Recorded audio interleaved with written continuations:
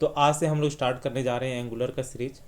इससे पहले यदि आपने रिएक्ट पढ़ रखा है तो आपके लिए बहुत ही सिंपल होने वाली है चीज़ें, लेकिन यदि आपने नहीं पढ़ा है और बेसिक टेक्नोलॉजी के बारे में आपने सीख रखा है, जैसे HTML CSS जावास्क्रिप्ट या फिर PHP वगैरह में भी काम किया हुआ आपने, तो आपके लिए पूरा सीरीज सही होने वाला है। ओके, लेकिन यदि आपने रिएक्ट नहीं सीखा है तो मैं आपको सजेस्ट करूंगा कि रिएक्ट जरूर सीखें, क्योंकि रिएक्ट पढ़ने के बाद एंगुलर सीखना और ईजी हो जाता है। ठीक है, तो मैंने चैनल के इसी प्लेलिस्ट में बना रखा है, तो उसे आप जाके देख सकते हो। तो यहाँ पे सबसे पहले बात करते हैं इंट्रोडक्शन के बारे में। और ये इंट्रोडक्शन ऐसा नहीं कि इंपॉर्टेंट नहीं है। जब आप इंटरव्यू के लिए जाते हो तो वहाँ पे सबसे पहले आपका जो इंटरव्यू होता है वो क्वेश्चन ही स्टार्ट होता है एंगुलर से, कि एंगुलर है क्या। तो एंगुलर में सबसे पहले बोला जाता है कि एंगुलर इज अ फ्रेमवर्क, उसी को आप बोल देते हो वेब फ्रेमवर्क। तो ये वेब फ्रेमवर्क क्या है, इसको हम लोग अभी अच्छे से समझने वाले हैं, लेकिन फर्स्ट पॉइंट में आप ये मान के चल सकते हो कि Angular is a web framework या सिंपली फ्रेमवर्क। दूसरा पॉइंट आप बोल सकते हो कि it is use to create front end application. Front end application कहने का मतलब सिंपल आप ये मान के चल सकते हो वेब एप्लीकेशन। वेब एप्लीकेशन मतलब वेबसाइट क्रिएट करना या फिर वेब पेज बनाना। ठीक है, ये ब्राउजर में जो भी आप पेज देखते हो वो क्या है, वेब पेज है। तो उस तरह के एप्लीकेशन को क्रिएट करना बोल सकते हो कि वो फ्रंट एंड एप्लीकेशन है। ठीक है, उसके बाद यदि बात की जाए डेवलपमेंट की, तो ये बनाया गया है गूगल के द्वारा, और इनिशियल रिलीज कब हुआ था, 14 सितंबर 2016 को। ठीक है, 2.0 रिलीज हुआ था। लेकिन इससे पहले क्या था, एंगुलर को एंगुलर JS बोला जाता था, एंगुलर.js बोला जाता था, या सिंपली एंगुलर, और यहाँ पे वर्जन के साथ उसको नेमिंग किया जाता था। लेकिन बाद में क्या हुआ, इसको सिंपली बोला जाने लगा एंगुलर। फॉर एग्जाम्पल एंगुलर 2 आया तो वहाँ पे एंगुलर 2 बोला गया, उसके बाद 3 आया तो बोला गया एंगुलर 3। तो बाद में एंगुलर JS या फिर एंगुलर.js को रिप्लेस करके सिंपली एंगुलर बोला जाने लगा। ठीक है, वर्जन के साथ। और स्टेबल रिलीज की बात की जाए, लेटेस्ट रिलीज, तो आप बोल सकते हो 13.2.5 अभी चल रहा है। ये भी क्वेश्चन पूछ दिया जाता है कि अभी लेटेस्ट वर्जन कौन सा चल रहा है। और इससे पहले जो स्टेबल रिलीज हुआ था वो 15 दिसंबर 2021 को हुआ था, और it was written in JavaScript. JavaScript में रिटेन है, लेकिन जावास्क्रिप्ट में भी यहाँ पे बोल देते हैं हम लोग टाइप स्क्रिप्ट, जहाँ पे बेसिकली .ts और .tss वाले फाइल होते हैं। ठीक है, तो ये बेसिकली टाइप स्क्रिप्ट में लिखा गया है। टाइप स्क्रिप्ट बोल सकते हो आप सुपर सेट ऑफ जावास्क्रिप्ट, और ये बेसिकली हैंडल किया जाता है माइक्रोसॉफ्ट के द्वारा। माइक्रोसॉफ्ट के द्वारा ही ये डेवलप किया गया है, और ये बेसिकली नोड इन्वायरमेंट में चलता है। मतलब आपके सिस्टम में Node.js का होना जरूरी है। नोड का कौन सा वर्जन वो हम लोग आने वाले वीडियो में देखेंगे, जहाँ पे हम लोग इंस्टॉलेशन वगैरह देखेंगे। ठीक है, लेकिन यहाँ पे अभी मान के चलिए कि Node.js का होना जरूरी है। उसके बाद यदि यहाँ बात की जाए एप्लीकेशंस की, तो बहुत सारे कंपनीज है जो इसको यूज कर रही है।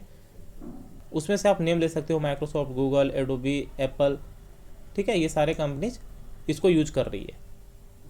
तो ये एक बेसिक इंट्रोडक्शन था एंगुलर का। अब यहाँ समझते हैं कि वेब फ्रेमवर्क क्या है। ठीक है, ये बहुत इंपॉर्टेंट है, और इसके साथ ही यहाँ पे लाइब्रेरी भी पिक्चर में आता है, और क्वेश्चन में आपको पूछ दिया जाता है। यदि आप रिएक्ट का इंटरव्यू देते हो वहाँ पे भी क्वेश्चन पूछ लिया जाता है कि लाइब्रेरी एंड फ्रेमवर्क में क्या डिफरेंस है, और यदि आप एंगुलर में इंटरव्यू देते हो तो वहाँ पे भी सेम क्वेश्चन पूछ दिया जाता है। यदि आप डिफरेंस देखोगे गूगल में लाइब्रेरी एंड फ्रेमवर्क का, तो आपको एग्जैक्ट वे में डेफिनेशंस नहीं मिलेंगे। तो मैंने क्या किया हुआ है, इसी को सेग्रीगेट करके सिंपल वर्ड में बना रखा है, ताकि आप यदि ये पॉइंट्स भी बोल दो इंटरव्यू के दौरान तो वहाँ पे एक अच्छा फीडबैक आए, एक अच्छा प्रेजेंटेशन होगा आपका।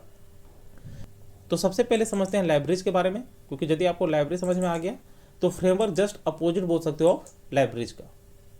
तो लाइब्रेरी में आप बोल सकते हो कि it is a collection of methods and classes. ये बेसिकली मेथड्स एंड क्लासेस से मिलके बना होता है। फॉर एग्जाम्पल यदि बात करते हैं C लैंग्वेज का, C++ का, तो वहाँ पे आपने क्या किया हुआ है, वहाँ पे आपने यूज किया हुआ है print F, scan app, main method. तो बेसिकली क्या है, प्री डिफाइंड मेथड्स है जो कि ऑलरेडी बना दिए गए हैं हेडर फाइल्स के अंदर। तो वो हेडर फाइल्स क्या है, लाइब्रेरी है। लेकिन चूंकि हम लोग वेब एप्लीकेशन के बारे में बात कर रहे हैं, तो यहाँ पे आप बोल सकते हो रिएक्ट। यदि आपने रिएक्ट नहीं सीखा है इट्स ओके, लेकिन यदि आपने रिएक्ट पढ़ रखा है तो रिएक्ट बेसिकली क्या है, एक लाइब्रेरी है। ओके, तो यहाँ पे बेसिकली क्या है, pre defined methods and class बने हुए होते हैं, उसको हमें यूज करना होता है, और साथ ही में HTML CSS वगैरह हम लोग यूज कर लेते हैं अलग से। ठीक है, अभी और आएगा यहाँ पे पॉइंट। उसके बाद सेकंड पॉइंट है लाइट वेट। लाइट वेट कहने का क्या मतलब है कि यहाँ पे ज़्यादा कोड नहीं लिखना पड़ता, या दूसरे वर्ड में यहाँ पे मेमोरी का कंजम्पशन कम होता है। तो यही हो जाता है आपका लाइट वेट। उसके बाद यहाँ पे लेस रेस्ट्रिक्शन होता है। लेस रेस्ट्रिक्शन कहने का क्या मतलब है कि यहाँ पे चीज़ों को कॉन्फ़िगर करना ईजी होता है। यहाँ पे चीज़ें जो हैं वो लूजली कपल्ड होते हैं, टाइटली कपल्ड नहीं होता है। टाइटली कपल्ड में बेसिकली क्या होता है कि फाइल्स वगैरह आपस में काफ़ी ज़्यादा डिपेंडेंट होते हैं, तो वहाँ पे आप थोड़ा सा भी कॉन्फ़िगर करोगे तो उसके लिए भी कॉम्प्लेक्सिटी ज़्यादा होती है वहाँ पे, लेकिन यहाँ पे लाइब्रेरी के केस में कम होता है। ठीक है, और इस वजह से इसको मैनेज करना ईजी होता है। लेकिन यहाँ पे क्या है कि इसको एक स्पेसिफिक टास्क करने के लिए ही यूज किया जाता है, और यदि आप चाहते हो कि एक होल प्रोजेक्ट क्रिएट करना तो वहाँ पे आपको दूसरे लाइब्रेरीज की ज़रूरत पड़ती है। जैसे रिएक्ट में ही आपने यूज़ किया होगा रिएक्ट राउटर डोम, जो बेसिकली नेविगेशन के लिए यूज़ होता है। फिर स्टेट मैनेजमेंट के लिए आप यूज़ कर लेते हो रिडक्स, फिर बूटस्ट्रैप यूज़ कर लेते हो। तो ऐसे अलग अलग लाइब्रेरीज आप यूज कर लेते हो एक यदि आपको कंप्लीट प्रोजेक्ट बनाना है। ठीक है, और यहाँ पे एक और पॉइंट लिया गया है, need to configure many things. इसका कहने का क्या मतलब है कि यदि आपको एक बड़ा टास्क परफॉर्म करना है तो यहाँ पे आपको बहुत सारी चेंजेस की ज़रूरत पड़ सकती है। यहाँ पे ये बहुत सारी चीज़ें खुद मैनेज नहीं करता है। ठीक है, इसे यहाँ पे उस कॉन्टेक्स्ट में लिखा गया है ये पॉइंट। और अगला पॉइंट लिखा गया it is easy to learn and manage. इसको बहुत ही ईजिली तरीके से लर्न किया जा सकता है, और ये फास्ट भी काफ़ी ज़्यादा होता है, और इसके हेल्प से आप सिंगल पेज एप्लीकेशन बना सकते हो। अब यहाँ पे ये भी इंपॉर्टेंट पॉइंट है कि सिंगल पेज एप्लीकेशन क्या होता है, और इंटरव्यू में पूछ दिया जाता है। तो सिंगल पेज एप्लीकेशन में आप सिंपल वर्ड में बोल सकते हो कि यहाँ पे पेज रिलोड नहीं होता है। पेज रिलोड नहीं होने से क्या फ़ायदा होता है कि मेमोरी कंजप्शन कम होता है, आपका जो वेबसाइट है वो फास्ट होता है। तो लोड करने का क्या मतलब है, यहाँ पे यदि आप किसी भी कंपोनेंट में या किसी भी आइकन वगैरह में क्लिक करते हो अपने पेज में, तो वहाँ पे क्या है, जैसे ही आपने क्लिक किया तो यहाँ पे क्या होता है, वो वहाँ पे घूम नहीं रहा होता है। तो घूम रहा होता है इसका मतलब वो लोड हो रहा होता है। लेकिन सिंगल पेज एप्लीकेशन में क्या है कि जिस भी कंपोनेंट को आप क्लिक करते हो यहाँ पे वही कंपोनेंट जो है एक्शन में आता है, वो सारे कंपोनेंट को रिलोड नहीं करता है। तो ये हो जाता है आपके सिंगल पेज एप्लीकेशन। और यदि बात की जाए फ्रेमवर्क की, तो फ्रेमवर्क में आप बोल सकते हो collection of libraries, not light weight. ये लाइट वेट नहीं होता है, मतलब यहाँ पे बहुत सारे कोड आपको लिखना पड़ जाता है इस फ्रेमवर्क को बनाने के लिए। और मोर रेस्ट्रिक्टेड होता है, मतलब यहाँ पे कॉन्फ़िगरेशन वगैरह करना ईजी नहीं होता है, टाइटली कपल्ड होता है चीज़ें, डिफ़िकल्ट टू मैनेज होता है। To perform a big task perform करने के लिए यूज करते हो। To create a whole project you can use framework, जिसमें से हम लोग अभी पढ़ रहे हैं एंगुलर। ओके, और बहुत सारी चीज़ों को ये खुद ही मैनेज कर लेता है। Difficult to learn and manage होता है, फास्ट होता है, लेकिन इन कंपेरिजन ऑफ लाइब्रेरीज ये कम फास्ट होता है। और इसका भी यूज आप सिंगल पेज एप्लीकेशन के लिए करते हो। तो यहाँ पे एंगुलर आप एग्जाम्पल में ले सकते हो, या फिर जेंगो ले सकते हो पाइथन में।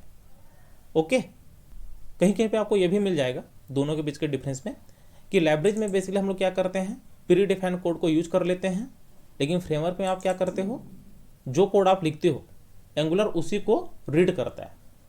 जो भी एंगुलर में प्री डिफाइंड लाइब्रेरीज है वो आपके कोड को रीड करके एरर थ्रो करता है यदि आपको कोई भी एरर है, और यदि आपका एरर नहीं भी है फिर भी वो अपने लाइब्रेरी के हेल्प से आपके कोड को रन करता है।